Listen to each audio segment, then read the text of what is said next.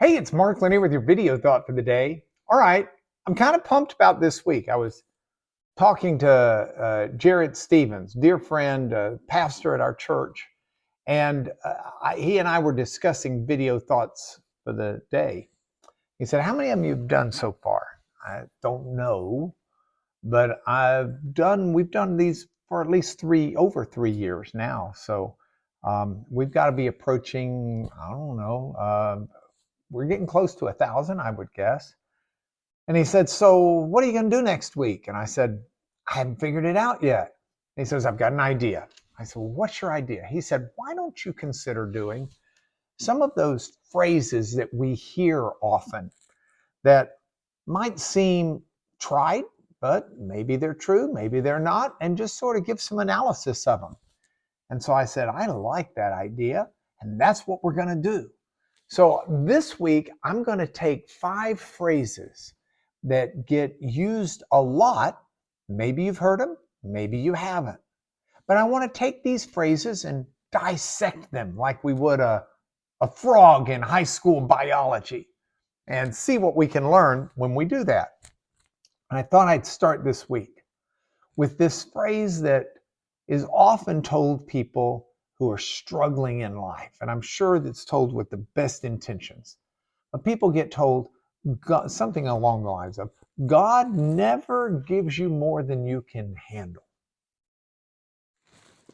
Now, that's supposed to give us solace because I guess it's supposed to mean that whatever it is we're going through, we got it. We can handle it. I don't really think that that's biblical advice, however. I think that maybe it needs an extra step. And maybe the people who give it are already making that step in their brain. So if you're like someone who doles this advice out constantly or frequently or infrequently, that's okay. I mean, I don't mean to impugn anyone. I just mean to dissect it a little bit to see if we can maybe use some other words to make it a little bit more accurate. Because you see, life does give us more than we can handle. There are a lot of people who take their own life because uh, uh, they're not able to handle what life's given them. A lot of them are experiencing mental illness. A lot of them are experiencing a dead end street and they don't know a way out and they just end it. Life can deal you a really tough deal. It can put you in a deep, deep hole.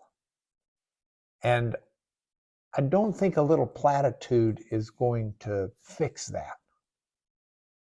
I'm reminded the Apostle Paul, who, as a lawyer, trained lawyer, and yet a man who had really been through it, been through the ringer, he wrote to some of his friends and brothers and sisters in Corinth in a letter we call 2 Corinthians.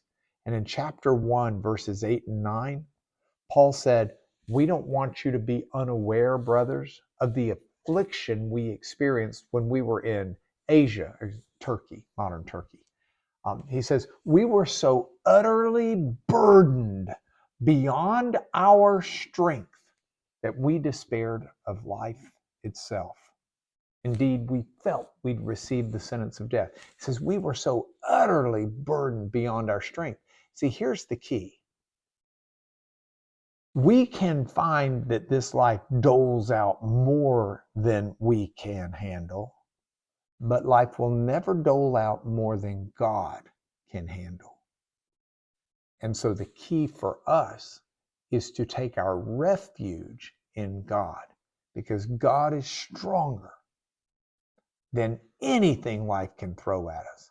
As Psalm 40 says, He'll lift our feet out of the miry clay and make our footsteps firm. This is what we wait patiently for the Lord to do, because no one can do it like our God. So the phrase, God never gives you more than you can handle. Well, actually, the world will give you more than you can handle, but there's never any problem you'll face that's more than God can handle for you, with you, and through you. So lean on God and you will make it through. And that is your video thought for today.